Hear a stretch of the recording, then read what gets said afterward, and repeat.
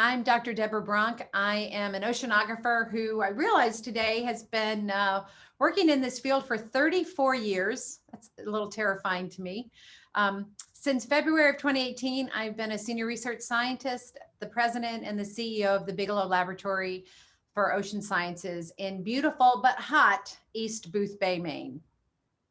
Bigelow is an independent research laboratory that's made up of a creative group of scientists that works to advance bold science for our blue planet.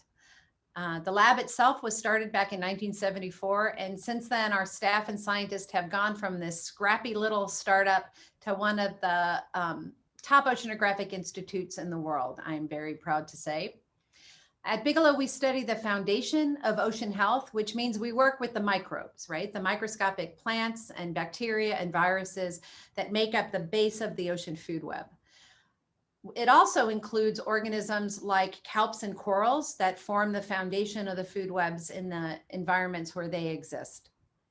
And because so much of our work is invisible to the naked eye, we're constantly looking for ways that we can convey what we do to the general public. And one of the ways we do that is to partner with artists that can help us visualize what we do and express that in different ways to capture the attention of people that aren't scientists. And I want to acknowledge our Chief Communications Officer, Stephen Profizer, who is on this call, for being a real champion of these partnerships.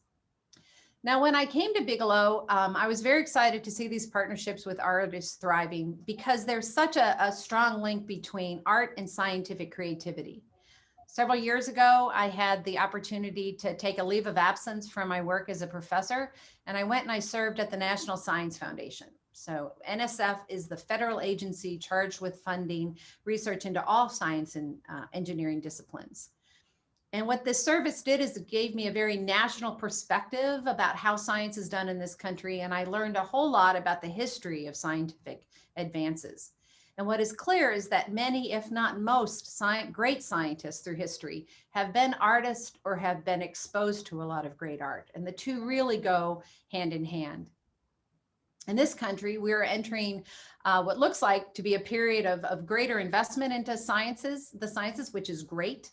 I think this is important for us to maintain our global science leadership. But what we need to remember is that when we are making these science advances, that we are also making investments in the humanities. Because if not, we are starving the very creativity that the scientists and people working in technology need to come up with the great new advances. So today I'm thrilled to be talking to you about one of the art projects at Bigelow, Gulf of Maine Ecoarts. The Gulf of Maine is just this incredible natural laboratory for us as ocean scientists. It's also a hugely important economic driver for the state of Maine and for the Northeast region in general. And it's also a great source of inspiration for the art community. The Gulf of Maine Ecoarts installation that's coming to Bigelow will go on display in the fall, and it should be up for a year. And the idea is to really immerse people in this amazing ecosystem, to bring them face to face with the ways that it's changing. And I want to invite all of you to come and see the installation once it's put up. We love welcoming people to our laboratory. It's an amazing place. So our hope is that this installation will cause people to stop and think about the Gulf, its beauty and richness, and the many ways that it's facing problems and the changes that it's going through. So the Gulf of Maine is warming faster than about 99% of the ocean. The toxic algae and harmful algal blooms are becoming much more prevalent, and the water is becoming more acidic, making it harder for things like juvenile lobsters or shellfish to thrive. But this is also a very hopeful time, I think, for the Gulf of Maine. Our government is finally starting to address the long overdue process of addressing climate change, and which is underpinning many of the problems that the Gulf is facing. Places like Bigelow are developing better ways to, for example, tracking the location and causes of harmful algal blooms. This will help protect the public and the environment. And we're working on areas like aquaculture that have such tremendous potential to contribute economically to the state, but at the same time, remediate something like ocean acidification. And most importantly, our art and science communities are inspiring an entire generation of students and community leaders to face these problems and really tackle them head on. So for the rest of the event, there's going to be a panel discussion between two of the Gulf of Maine eco artists, Anna Dibble and Andy Rosen, and one of our scientists, Dr. Nick Record, who is working with them on the project. So I want to encourage you at the bottom of your screen to ask questions using the question and answer button, and we'll answer as many of those as we can. And lastly, if you're on your computer, we're going to be showing some slides, and if you want, you'll see a vertical bar. And you can move that vertical bar left or right if you want to make the faces of the people talking bigger, or if you want to make the slides bigger. So it is now my pleasure to introduce Anna Dibble, founding director of Gulf of Maine Ecoarts. Hi. This project all began with an Atlantic cod. In August 2018, I worked with others from 350 Maine on a 7-foot paper mache cod for a codfish funeral and a global climate change rally in Portland. We wheeled the cod in a homemade coffin behind a New Orleans style jazz band through the Old Port. And then on the steps of City Hall, my friend Lee Chisholm gave a eulogy for Sam the cod. Here are a couple of lines from the eulogy. A large and noble codfish, he is unnamed because unknown, unappreciated because unseen. But let us honor his life and his memory today by giving thought to his plight. He is, after all, one of us. Next slide, please. These lines lit a spark in a long-time dream of organizing a large-scale collaborative art project. I came up with the idea of building a huge sculpture installation that would show the public what was going on in the hidden and troubled ecosystem under the surface of the Gulf of Maine, under the sailboats and the kayaks. The project's primary aim through art and adjacent science is to draw attention to the majestic fragility of life under the rapidly warming waters in the Gulf of Maine. Changes in biodiversity due to climate change and other human impact was the theme. Still is, but the project has also evolved to especially build awareness of the Bigelow Lab for Ocean Sciences. I learned there's a kind of magic in constructing an art and science collaborative project. It took some initial networking with teachers, artists, scientists, and potential donors, but very soon Gulf of Maine Ecoarts gained an extraordinary momentum of its own, which continues today. Next slide, please. The Bigelow project has 4 elements: an outreach program, 11 schools from elementary through college level, the artist team, 8 professional artists, including a project manager and a preparator, the science, our partnership with Bigelow scientists, and stewardship. Gulf of Maine Ecoarts has chosen Cash's Ledge, a unique and wondrous underwater mountain range in kelp forest, 100 miles off the coast of Portland, Maine, as a special stewardship focus for the exhibition. Advocacy for the conservation of Gulf of Maine's Cash's Ledge harmonizes perfectly with the project's mission. I'd like to thank Stephen Profizer, my Bigelow partner in the project, as well as Deborah Bronk, Nick Record, Chris Sullivan, the artists on our team, our generous donors, and all the teachers and students we've been working with these past 3 years. And now to Andy Rosen, the sculptor who is designing and building the whale.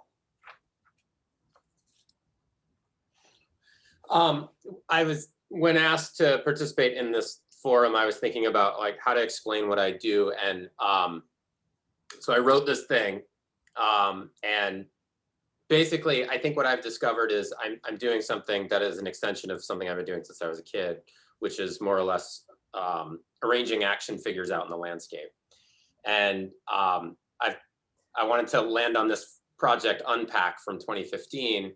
But basically, I think if I can synthesize what I'm doing in most of my projects, it's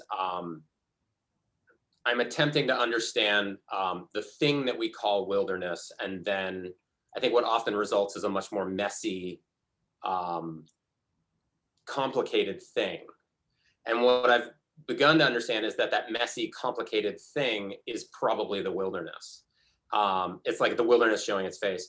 And so I was thinking about this project, and I was thinking about this one in particular, this project Unpack, which was a kind of imagining of a pack of wild dogs left to fend for themselves. This is in Portland. And as I imagine them like on a pier waiting for their owners, their masters to come back, but they never came back. And so the project existed on a rebuilt pier and then a parking lot. Visitors could come up and see the pier. They couldn't go on it, but they could basically park right there. And so the piece got sort of some buzz about it, and people would show up, and I would show up and get to be a kind of witness, but not explain to anybody that I was the artist, and sort of listen. And I was thinking about this process of like explaining oneself and explaining what you do as an artist. And I happened to be in my studio, and I found the parking sign that I made that says like, it has my name and it has the project's name. And then in this mess, which is now, this is a palette for mixing stuff, as one does, it says, the project is an exploration into the undoing of nature and its organic communities beyond humanity's, by humanity's odd modern relationship with the built environment, right? Like, that sounds great. Or at least I thought it did. And then I think this is the part that I find really actually interesting, and when things get kind of messy or more organic.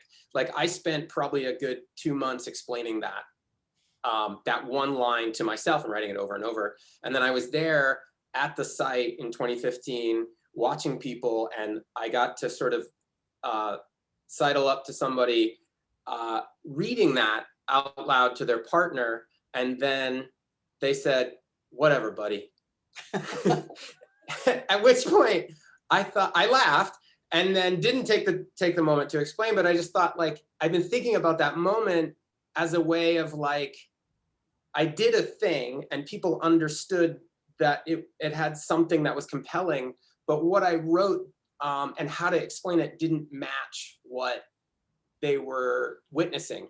And I'm giving them either a lot of credit or no credit or whatever, but like, that our definitions about, as artists, about what we're doing don't always line up with the thing that we're doing. We'll probably end up talking about this more, but I just wanted to preface all of this whole conversation of like, we're talking about stuff and we have a bunch of ideas about what we think we're doing. And I like to leave room for the fact that like, there's gonna be a way in which this might get explained differently later. Go ahead, Nick. All right. Well, I'm going to introduce myself, but I can't tell you how many times I've tried to explain my science and someone has said, "Whatever, buddy." We'll see how it goes. So yeah, I'm Nick Record. I'm one of the senior scientists at Bigelow Lab, and I'm an oceanographer. More specifically, I study the ocean ecosystem kind of as a whole system, which means I'm looking at not one particular species like this beautiful right whale that you're seeing here, but I'm looking at kind of all of the interconnections that you might imagine that make an ocean ecosystem what it is. So, and on some days I could be studying whales. I took this picture a few years ago out on Cape Cod Bay.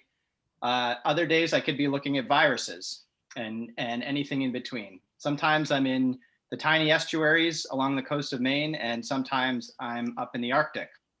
And even people are part of the system as well, right? We have a huge impact, and I'm looking at those connections too. So some days I might be thumbing through an old fisheries publication, looking for how people are impacting the system. That line you read earlier, Anna, the cod are one of us, that really resonated, because understanding the ocean system as a whole really includes understanding people's role in it.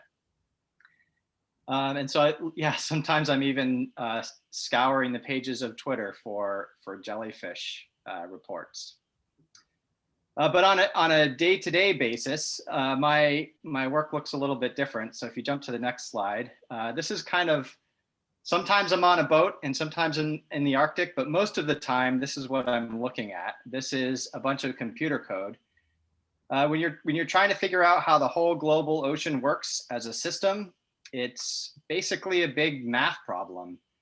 There are streams of data coming in from satellites, from buoys, from fishing boats, from Twitter, like I said, and we need computer code and high power computers and mathematics to put all those pieces together and figure out how things work as a system. And one of the reasons that I really like this sort of collaboration is because, you know, while science is really good at reducing things to individual parts and figuring out what's going on in a tiny sort of slice of reality, it's a lot harder to figure out how these bigger, more complex systems work all together, especially when we as humans and as scientists are part of that system as things are unfolding in real time.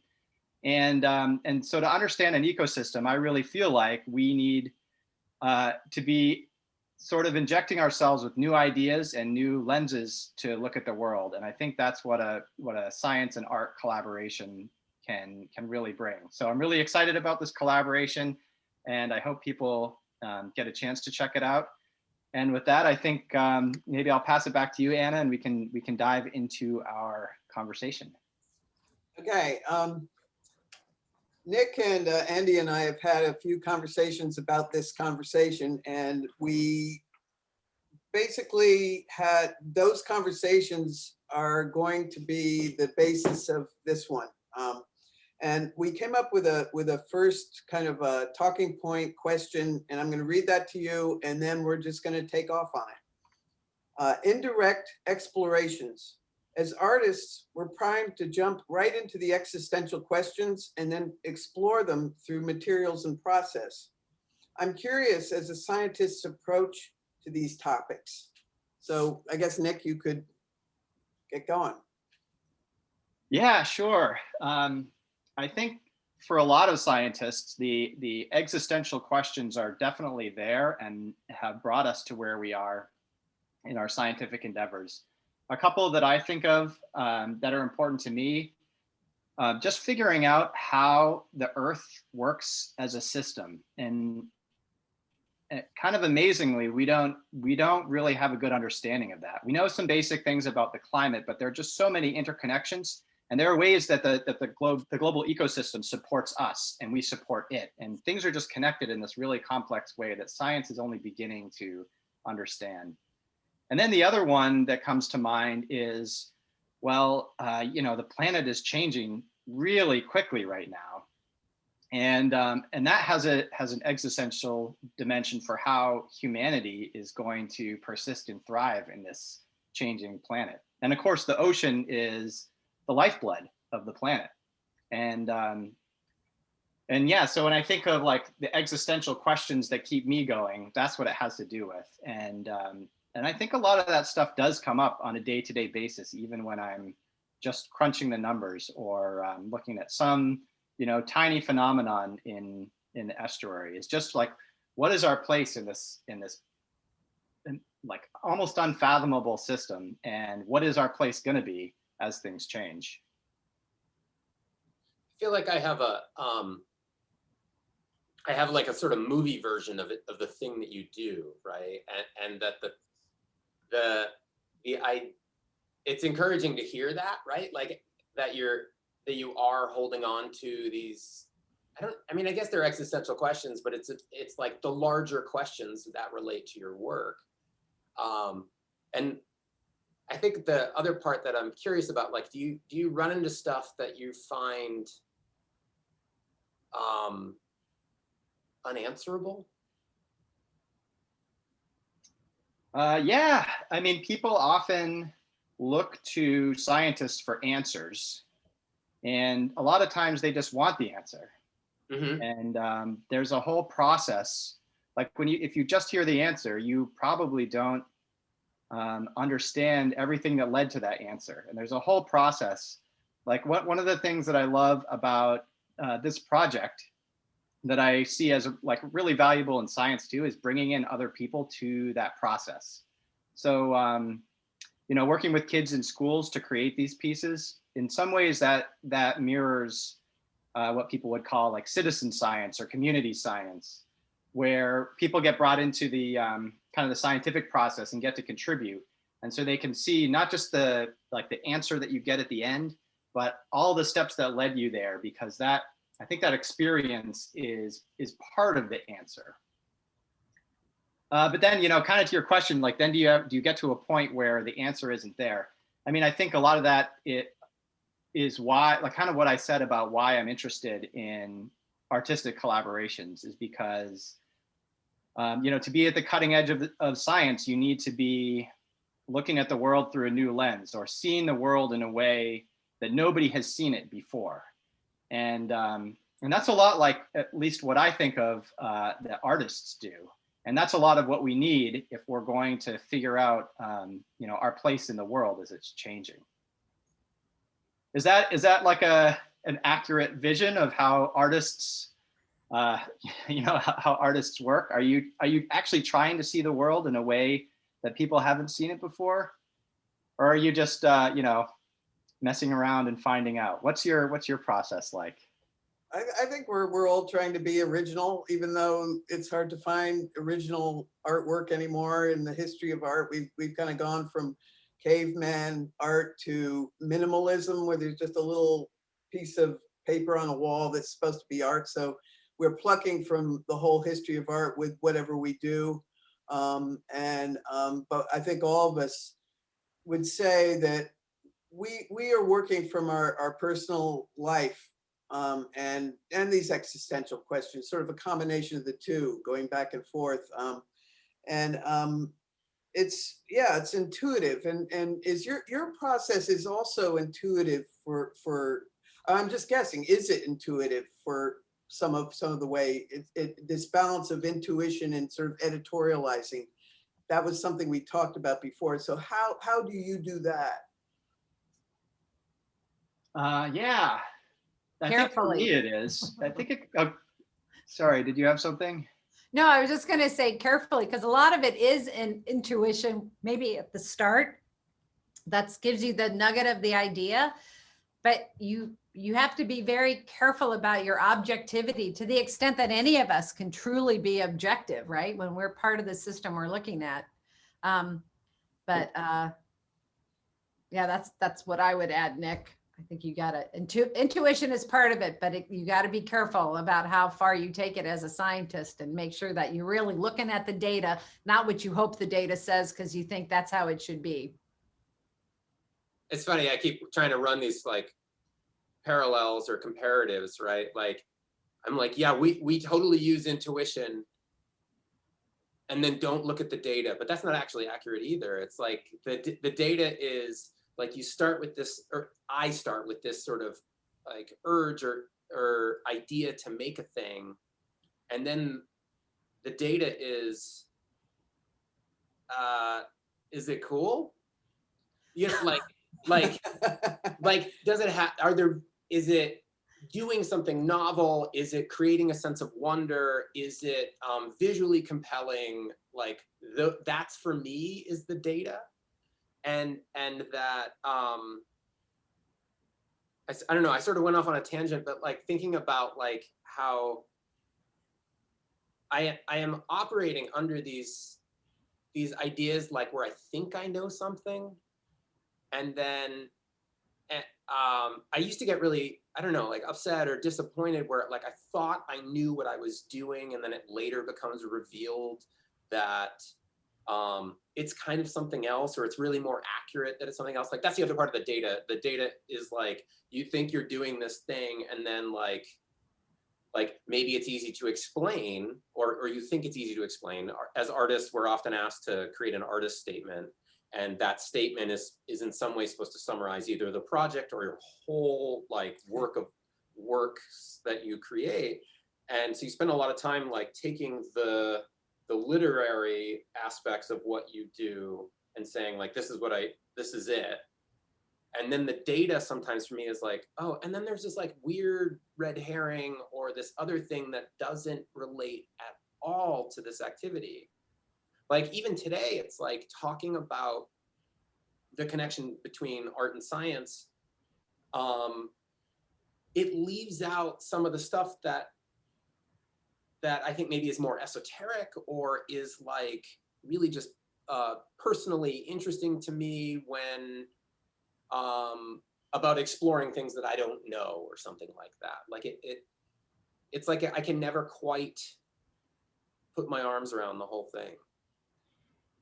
Hey, so I'm going to take a question from the audience, if that's okay. And this is from Barbara Burgess, who's one of our board members, actually. Do you think there are any examples of a scientist looking at someone's art and then that leads to finding an answer to their research, or at least looking at their research in a totally different way?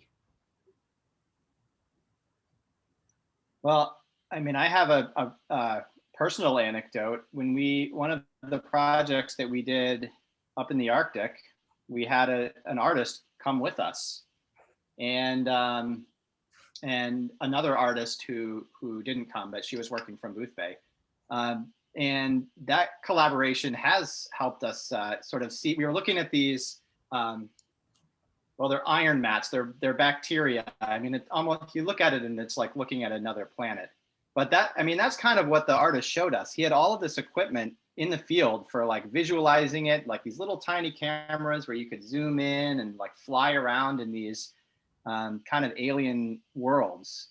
And having him with us on the trip, it did give us new ideas and new ways of looking at the system. And I would say probably did lead to some new hypotheses and that kind of thing. One of the things that if you're, butting your head against the wall and you can't figure out a problem, a really good thing to do is to just get away from it and think about something else. And something else to think about could be taking a walk through nature or going to a museum, anything that's going to put your mind in a different space. In the back, as we would say in the South, you're still cogitating on your problem. And maybe that's what it takes to shake it loose and come up with something you hadn't thought of before. So I think absolutely the answer is yes. So what if we flip that question and, oh, sorry, Debbie. Oh, I'm done. What if we flip that question? Anna and Andy, you've been learning a lot about the science of the Gulf of Maine as you kind of go through this process. Is there anything about the science that's changed, the way maybe you think about your work generally, or maybe that you've thought about this project specifically? You want to answer that first? No, you go ahead first. I think my first, like, off the cuff answer is not yet, right? Like, because it kind of goes in and then it steeps for a while, and then I can pretty much count on this experience now influencing this, like the sort of information I'm gathering right now from talking with you and doing the research, that it won't directly appear. It doesn't go in and instantly come out. And then all of a sudden the whale sculpture piece that I'm making is immediately influenced. It's more indirect and circuitous. But I feel like I was thinking, like, I have always been experimenting in what is more of a natural sciences and sometimes physical sciences realm. Like I love magnets, and I have been messing with motors, and this somehow counts, but I used to set fire to lots of things as a kid, like as an experiment. But like I do like, and then I think the positive answer is then I became a glass blower, and it all made sense. But also thinking about glass blowing, like I went to Alfred University in Western New York, where they also design like the space shuttle tiles, and there's a big fiber optics corridor where they're actually like pulling and creating fiber optics. It's like this science for me, gets worked into the technical as well. It's not just like I'm fascinated. I also like am kind of avid science fiction reader and movie viewer. Like it's that the lens of science, the sort of analysis aspects of it also just sort of filter into how I look at the world and what I make. Like I think, and just to say one more thing, it's like I think like part of this sort of reductive aspect of science is like to look at something and continue to look at something and sort of keep splitting it apart and splitting it apart. I feel like for me, that's definitely in my work. I tend not to stop at just one answer or something like that. Clearly. How about you, Anna? Yeah, I'd say that the science that I've been learning about the Gulf of Maine and the warming and the biodiversity really drove the idea for the project, for one thing. But directly speaking, I'd say it really has helped me most with the outreach program and working with the art and science teachers and also the students, and making choices about which marine animals we were going to focus on in the classes, and then how we were going to teach the science along with, you know, the artwork, because that was all different. Each school handled this in a different way.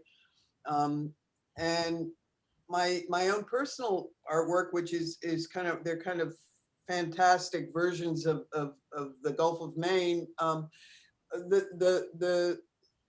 The things that I've learned, I think, come into that in a much more abstract way. Whereas when I start to work, I have these kind of vague ideas. That's my data, I guess, if you will, that I start with. But then my process works best if I actually try to not think about it too much. But it does seem to come out in my paintings in some kind of odd way. I have these boats with these creatures and people in them that look to me like climate refugees, maybe, or just human refugees from this life that we're living at the moment. I don't know.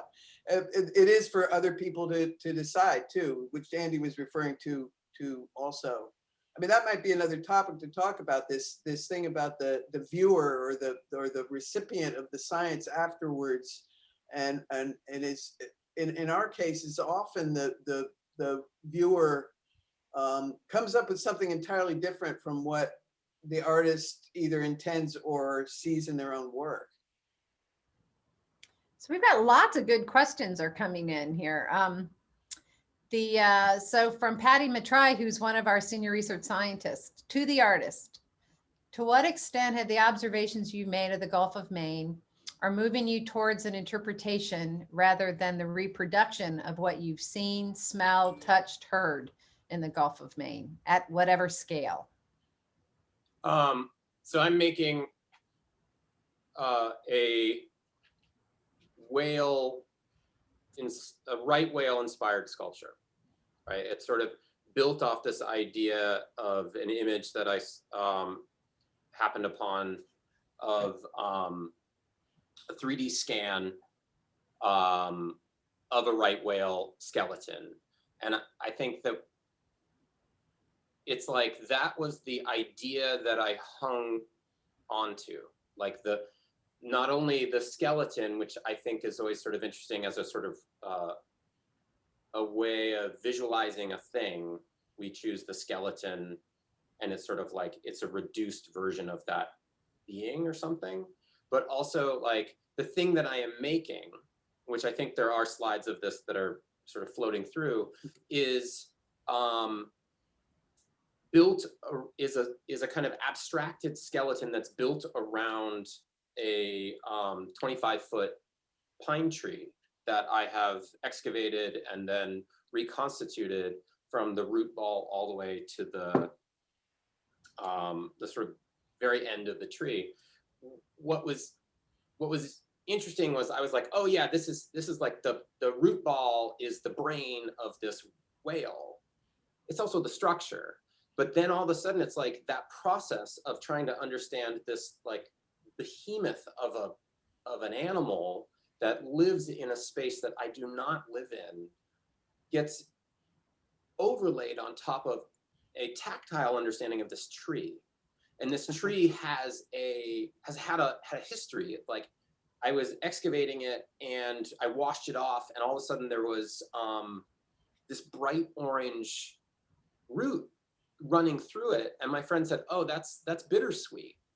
And I realized that the model that I made of this thing before I even found the tree also planned for bittersweet root to happen through it.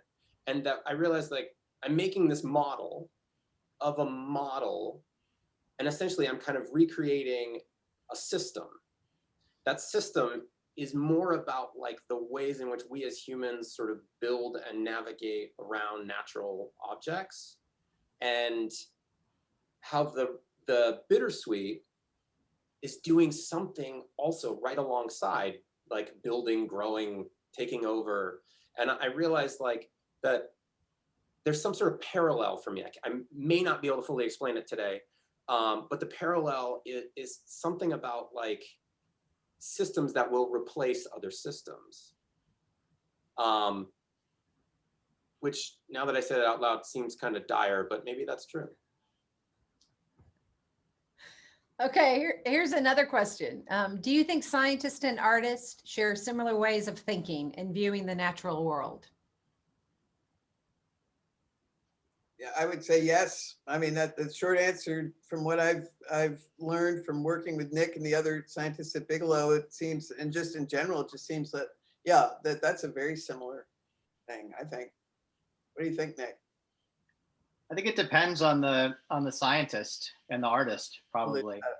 For me, I would say yes. I mean, I think about like my PhD, and every morning every morning almost, I would have a cup of coffee with my PhD supervisor, and we would have what we called jam sessions, where we would just be, you know, kind of as creative and imaginative as we wanted to be. And it was fun and it was funny.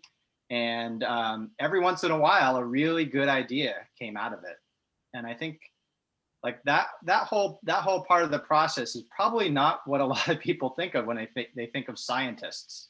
You know, they think of, like, Andy, what you were saying, like maybe the movie scientist, yeah, who just like comes in when it's like, oh, you know, we need the world's leading expert on copepods because they're taking over, and you know, the scientist steps in with a lab coat and, you know, genetically engineers a velociraptor or something. Yeah, but yeah, exactly. I was totally thinking not exactly that, but yeah. But there's this whole like creative part of the scientific process, especially when you're trying to be on the frontier of science, where you have the different parts of your brain have to cross over and work together, and you have to draw from experiences other than what's just in the textbook or what's just, you know, in the spreadsheet or that sort of thing. And I think for the scientists who do that and who do think similar to the way artists do, they can really do some amazing and creative things, and that's where the advancements happen. You know, kind of the breakthroughs. Yeah, I would really agree with that. I think there are scientists and artists that are, you know, kind of follow the set patterns, right? So there's kind of incremental science that can be really important science, where you're repeating work that was already done to see if it's correct, and but really great art and really great science, you're forming something that doesn't exist yet, and you don't really know what it's going to look like. In fact, I have a quote from Einstein.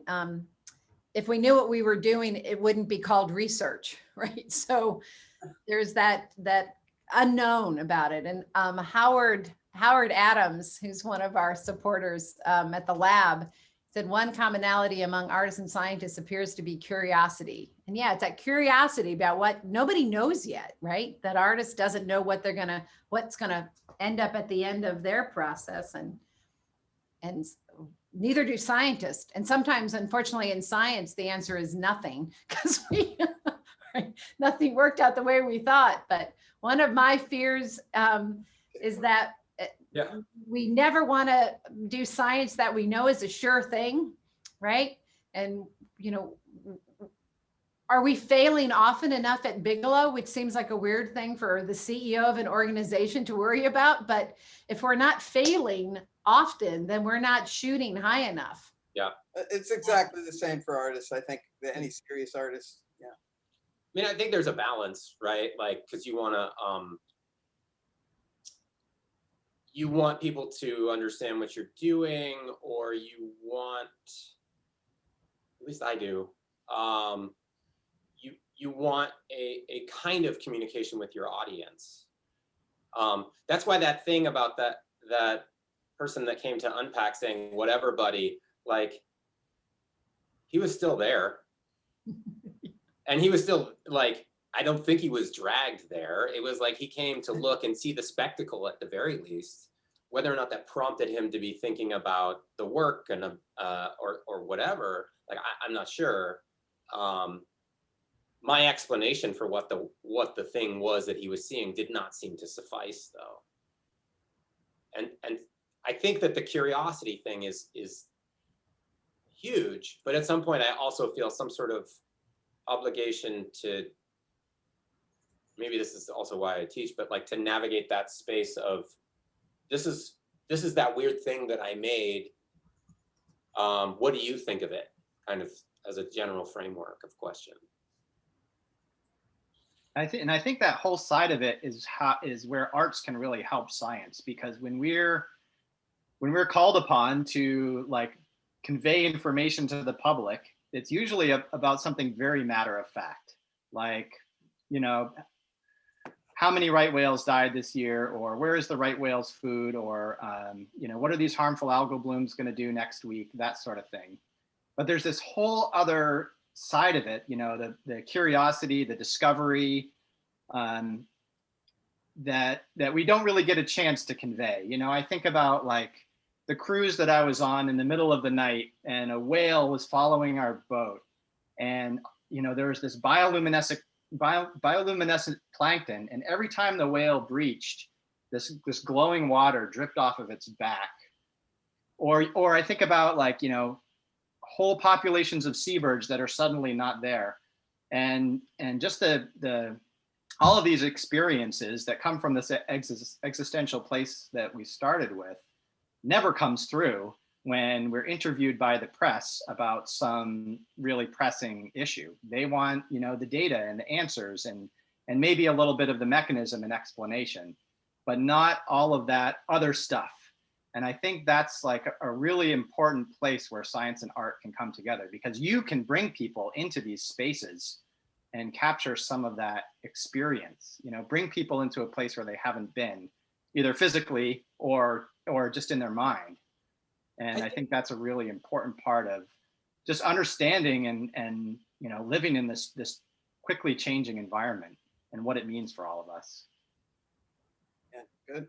I think that that's why I have in recent years gravitated towards things that are experiential in some way. Can I ask a question really quick? Is that real, or is that a piece of art?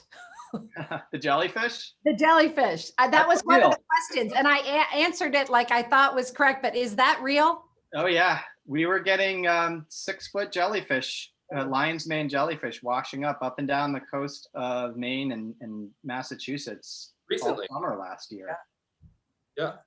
Wow. I answered correctly, but I think I was thinking of a different. I think I answered. I can't see who asked that, but sorry, I interrupted. But I figured, oh, that's the one she's asking me about. Yeah, it's tricky. You know, some of this stuff is real and some of it's not, and I didn't even realize that when we were putting these slides together. But there's a gray area. That's right. You know, what was throwing me is there was a person in that, and I was like, are they making that out of some kind of, I don't know, melting plastic or something? Anyways, are we ready for another question? Or Sure. Andy, do you remember what you were saying? Oh, I was just saying, like, I think that one of the things that I've been really interested in is like there's the kind of like making of a sculpture, and there's the sort of material engagement and all that. But then there is the engagement of the viewer having an experience. And I think I like, the other reason I chose that work, Unpack, is because something of that activity that was initially really personal to me, this thing that I used to do as a kid and posing action figures out in the landscape, all of a sudden it became experiential for other people. And I think that,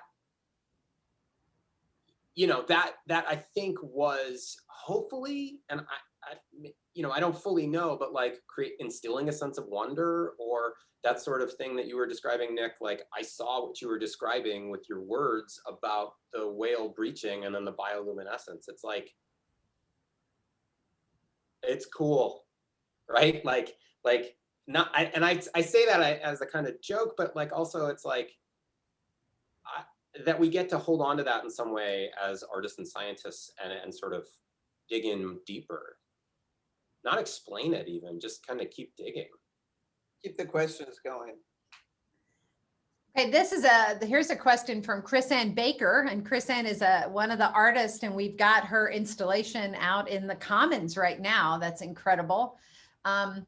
So the question is, an art professor of mine once said, only 6% of what you do really resonates with the public. I'm curious, what's a generic percentage of success with scientists? Experiments equal play, play are experiments. Your professor was very data driven. Well, you know, to give you a perspective, so Bigelow's a soft-funded institution, and we have to apply for funding for basically everything that we do.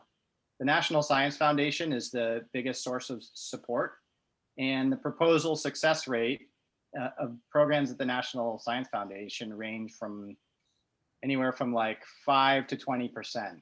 And Debbie, you probably have better numbers on this than I do. Right. It's a low percent. It's not dissimilar from 6%. And so that's an audience of our peers. It's not like a public audience, but every proposal is reviewed by, you know, anonymous other scientists, and the best, you know, 6 or 10 or maybe 15% wind up getting funded. So there is that similarity, I guess. I'm going to brag about Bigelow. Our success rate with NSF is better though. But still, I mean, I'll give one example from my PhD. What I wanted to do, I needed to develop a new method, and I was 3 years into my PhD. And when I mean 3 years, I mean graduate student years, which is working 10, 12, 14-hour days, 7 days a week. And I had beautiful notebooks that in my own, I am not artistic at all, but my notebooks were a work of art, color coded, detailed notes, data up the wazoo of everything that I tried, and nothing worked. So I think my success rate was 0 until suddenly one day it wasn't. And then it worked. But so there's a lot of things don't work. And yet I think that 99% of the chemistry I know today, I learned not in the classes I took, but in all the things that I blew up and screwed up and had to do again and again, and had to figure out why it didn't work. And it was the best experience to learn science that I had. It also taught me that I am very stubborn. I would agree with that. Failure is the best teacher, but also, you know, rejection.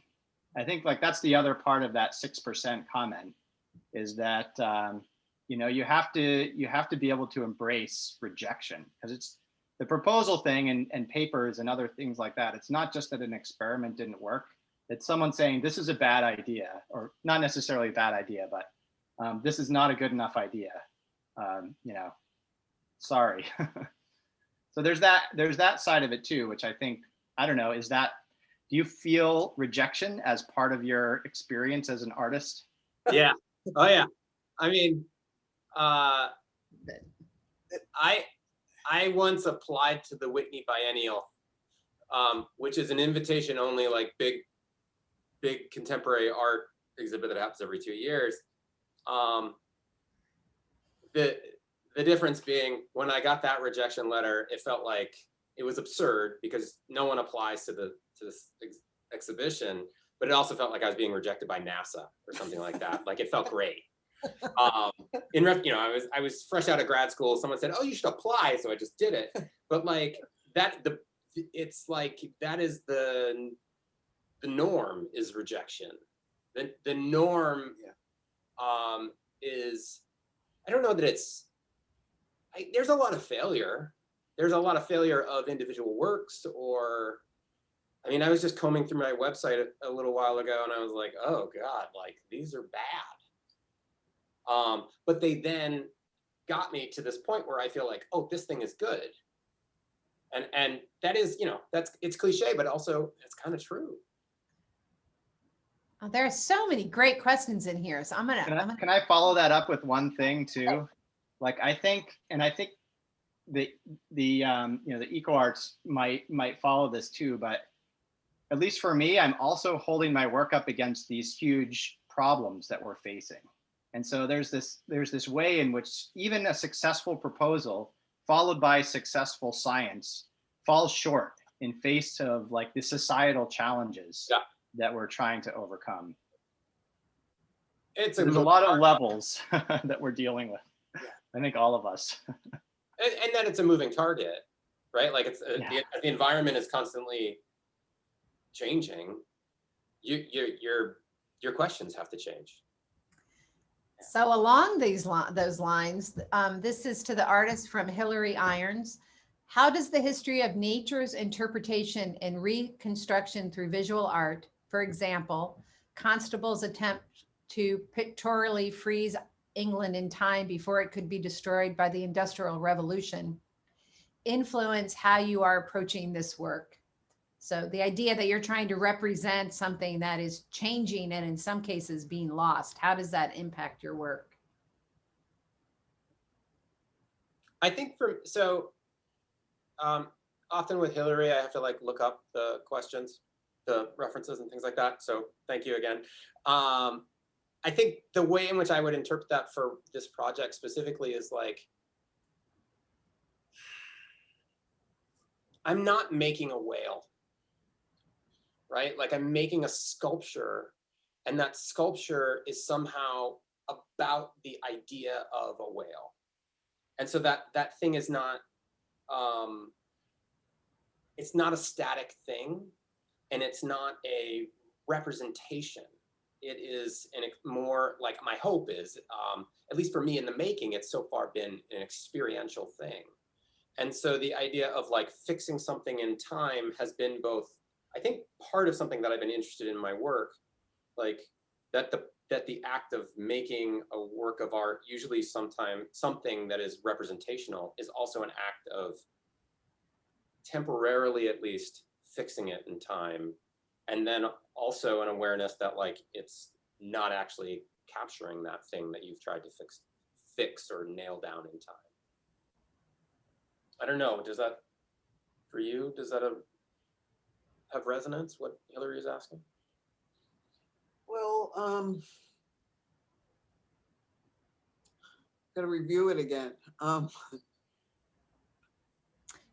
is the fact that the environment you're trying to portray with your art, or some emotional aspect of the environment you're portraying in your art, the fact that it is changing and in some cases even being lost, how does that, I mean, it's pretty clear for your cod funeral, doesn't get much clearer than. Yeah. And I guess actually I could answer that with just the project itself, which started with this like wild idea in fall of 2018. And what's happened in the 3 years since is that, the evolution of it has been something where I've tried to keep it open. I looked at it in the beginning as a canvas or a blank something that I was going to create.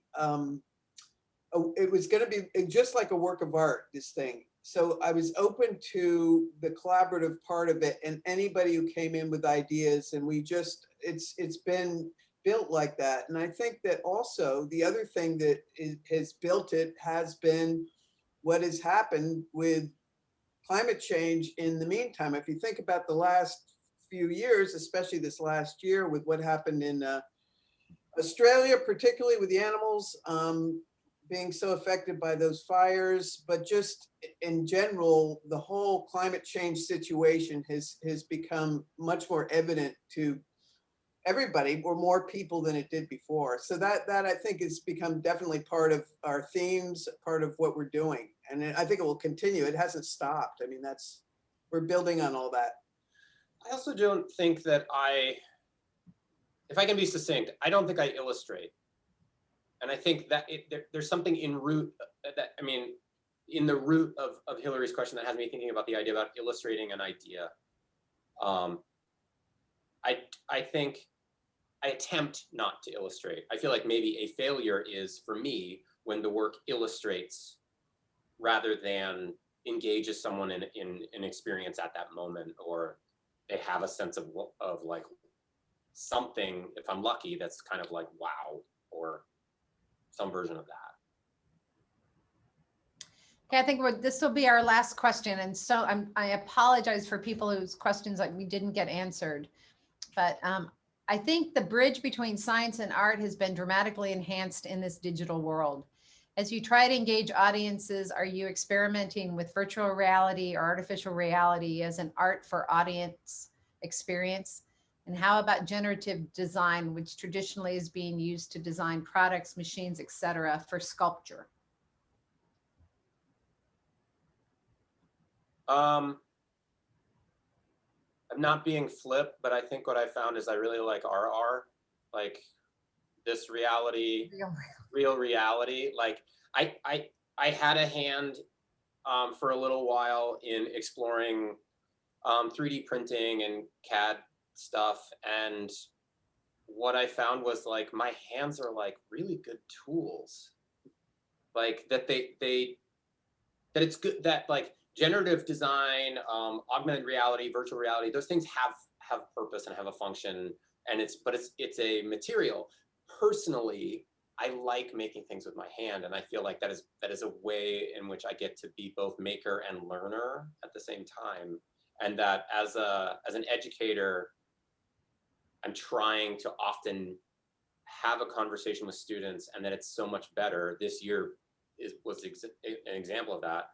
To the contrary, in some ways, it's so much better when it's in person, engaged. I'm talking with students about the things that they are making.